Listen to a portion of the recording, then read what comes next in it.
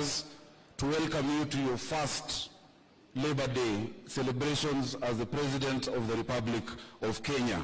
Karibu sana, Your Excellency. Your Excellency, ni siku muhimu sana. This is a historic day.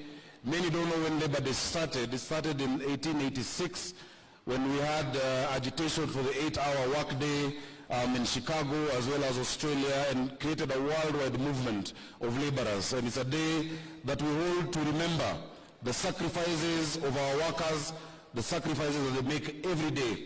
I want to particularly honor the sacrifices made by the workers of Nairobi County Government, who toil every day to make sure we have a city of honor, a city of order, a city of dignity, kila siku. And Your Excellency, I'm glad to report that we have honored their work by making sure that they are paid on time, that they get their allowances on time. In the last 8 months, Your Excellency, Nairobi County, every 27th of the month, simu inalia, watu wamepata pesa yao, and I want to thank you because that part of that is because of your support. But beyond that, it is because they as workers have been able to increase our collections. I am happy to report that this year, if you compare January to March 2023, compared to January to March 2022, we have exceeded revenue collection by 673 million shillings, courtesy of the workers of Nairobi.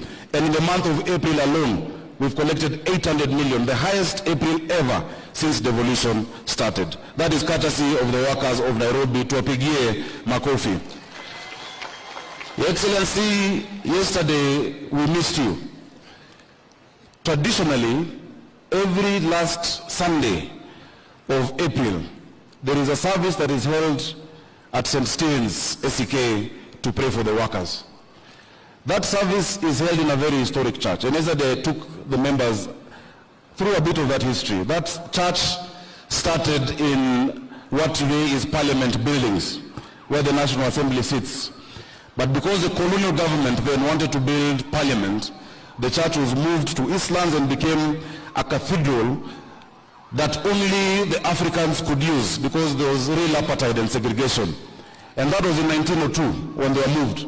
But that church, together with the labor movement, have been an integral part of the journey of independence in Kenya, because in the 50s, when the colonialists segregated and divided Kenyans along tribal lines, when the Kikuyus and people from Mount Kenya were moved out of Kaloleni and Makongeni into Bahati, Mboya, a young man in his 20s, a Kanjo worker, decided to agitate.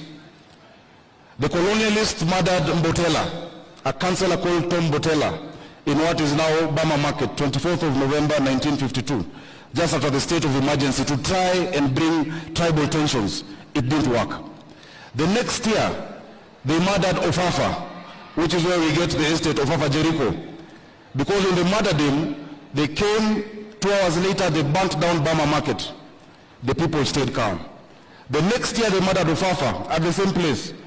The people stayed calm, because they were trying to create a tribal rift by saying these people, Luo councillors, Mbotela and Ofafa, were murdered by Mau Mau.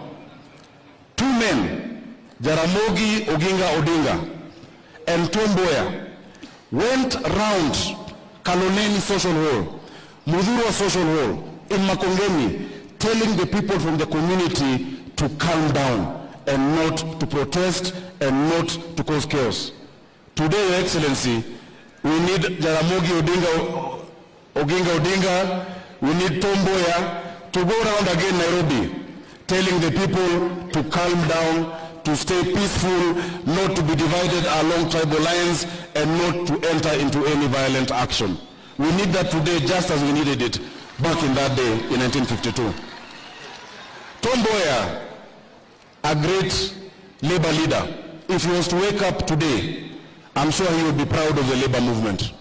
He would be proud of Francis Atwoli because of the work you have done. And I want to thank you, my own dad, for what you have been to us. Hata kama last year, ulikuwa umeenda njia ingine tofauti na sisi, najua uliambia wafanyikazi wanipigie kura. Na nashukuru wafanyikazi kwa sababu mlinipigia kura, but sasa muona Papa Francis Atwoli amerudi ako kwa line na ana support rais wetu William Samoei Ruto. Thank you very much. Your Excellency, very quickly, I know many people who've come here today have experienced the challenge